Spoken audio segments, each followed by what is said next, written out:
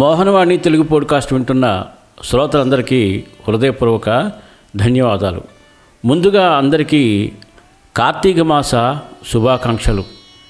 ఈ గురువారం రోజున ఆ సాయినాథుని యొక్క ఆశీస్సులు మరియు శివుని యొక్క ఆశీస్సులు అందరికీ పుష్కలంగా లభించాలని మనస్ఫూర్తిగా కోరుకుంటూ, ఈరోజు సత్సంగ బోధలో చాలా అద్భుతమైన కథ మీకు వినిపించబోతున్నాను.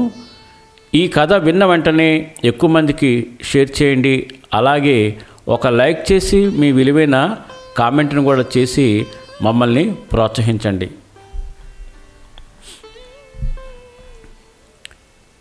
నిరహంకార భక్తి. ఈ నిరహంకార భక్తి అంటే ఏంటి? ఈ రకంగా భక్తి ఉండడం వల్ల ఏమి లాభం వస్తుంది అనే విషయాన్ని పూర్తిగా ఈ కథ విని తెలుసుకుందాం. ఇది వరకు తిరుమలలో తొండమాన్ చక్రవర్తి స్వామివారికి ప్రతిరోజు బంగారు తులసి దళాలు సమర్పించేవారు. అప్పట్లో స్వామివారు భక్తులతో మాట్లాడుతూ ఉండేవారు. ఒకసారి తొండమాన్ చక్రవర్తి స్వామివారి దగ్గరికి వెళ్ళి, స్వామి, నేను మీకు రోజు బంగారు తులసి దళాలతో పూజ చేస్తున్నాను. నాకంటే పెద్ద భక్తుడు మీకెవరున్నారు అని అడిగారు. స్వామి తొండమానుడికి గుణపాఠం చెప్పదలిచి, నాకు ప్రియమైన భక్తుడు ఈ ప్రాంతానికి దగ్గరలోనే భీముడనే ఒక కుమ్మరివాడున్నాడు, అతనిని వెళ్ళి చూడు అని చెప్పారు. మరుసటి రోజు వెళదామనుకుని స్వామివారి పాదాల క్రింద ఉన్న తులసి దళాలు శుభ్రం చేస్తున్నప్పుడు బంగారు తులసి దళాల క్రింద మట్టి తులసి దళాలు కనిపించాయి. అప్పుడు స్వామివారు, ఈ మట్టి తులసి దళాలు భీముడే నాకు సమర్పించాడు అని తొండమానుడితో చెప్పారు.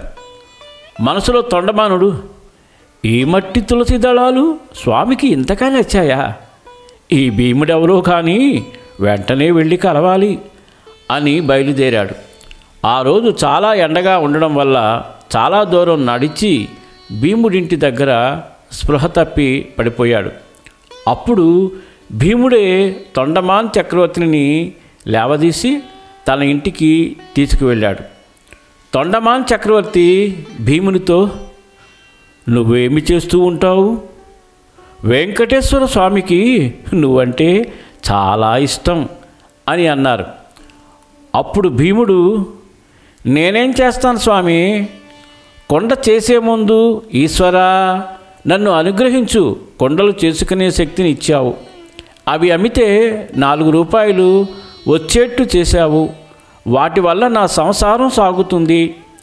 అందుకు కృతజ్ఞతగా ఒక మట్టి తులసీదళం చేసి అక్కడే కొయ్యతో చేయబడున్న వెంకటేశ్వర స్వామి మూర్తికి సమర్పిస్తాను. ఏ పని మొదలుపెట్టినా, గోవిందా నేను చేయడమేమిటి, నీవే నాతో చేయించుకుంటున్నావు అని చెప్పుకుంటాను. అప్పుడు తొండమాన్ చక్రవర్తి, ఇతడు అంతా స్వామివారే చేయిస్తున్నారని అనుకుంటున్నాడు, నేనేమో అంతా నేనే చేస్తున్నానని తులసి దళాలు సమర్పిస్తున్నాను అని మనసులో అనుకున్నారు. ఇదే మనమందరం కూడా చేసే పెద్ద తప్పిదం. భీముడు అన్నం తినే ముందు మట్టితో చిన్న మూకుడు చేసి అందులో అన్నం ముద్ద పెట్టి స్వామివారికి సమర్పించిన తర్వాత అతడు తినేవాడు. స్వామివారు భీముడి భక్తికి పొంగిపోయి శ్రీదేవి భూదేవి సహితులై దివ్య విమానంలో భీముడి పాకముందు ప్రత్యక్షమయ్యారు. స్వామివారు భీముడిని కౌగిలించుకుని, భీముడు తన మీద చూపించే భక్తికి పొంగిపోయి తన ఒంటి మీద ఉన్న ఆభరణాలన్నీ భీముని మెడలో వేశారు. అలాగే శ్రీదేవి భూదేవి అమ్మవార్లు వారి ఆభరణాలన్నీ భీముని భార్యకు తొడిగారు. స్వామివారు గరుత్మంతుని పిలిచి ఈ జీవుడిని సశరీరంగా వైకుంఠానికి తీసుకువెళ్ళమని ఆదేశించారు.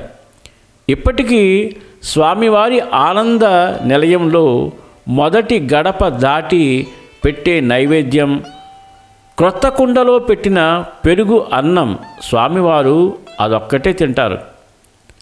సారాంశం, ఎక్కడ భక్తి ఉందో అక్కడ వసుడైపోతాడు పరమాత్ముడు. చాలా అద్భుతమైన కథ. దీంట్లో నాకు బాగా నచ్చిన పాయింట్ ఏంటంటే, ఈ మధ్యన నేను చాలా ప్రవచనాలు వింటున్నాను. ఆ ప్రవచనాల్లో అందరూ కూడా దీంట్లో మనకి తెలియచేసిన విషయం, అంతా స్వామివారే నా చేత చేయించుకున్నారు, స్వామివారే నా చేత రాయించారు అని చెప్తూ ఉంటే నేను ఎందుకు ఒక్కొక్కసారి ఆశ్చర్యపోయేవాడిని. అంటే ఈ రకంగా స్వామివారిని నమ్ముకుని స్వామివారి వల్లే కదా అన్నీ జరుగుతాయి అని తప్పకుండా నమ్మి ఆ స్వామివారి నామాన్ని స్మరిస్తే తప్పకుండా మోక్షం లభిస్తుందని, ఆ స్వామివారి యొక్క కరుణా కటాక్షాలు పుష్కలంగా లభిస్తాయని ఈ కథతో నాకు పూర్తిగా అర్థమైంది.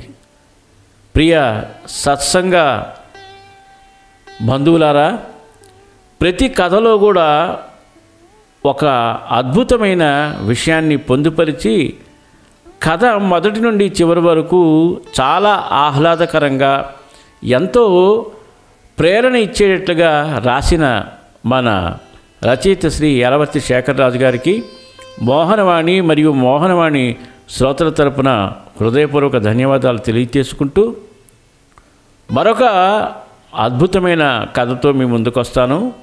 సర్వేజన సుఖినో భవంతు, లోకా సమస్త సుఖినో భవంతు. ధన్యవాదాలు. స్వస్తి.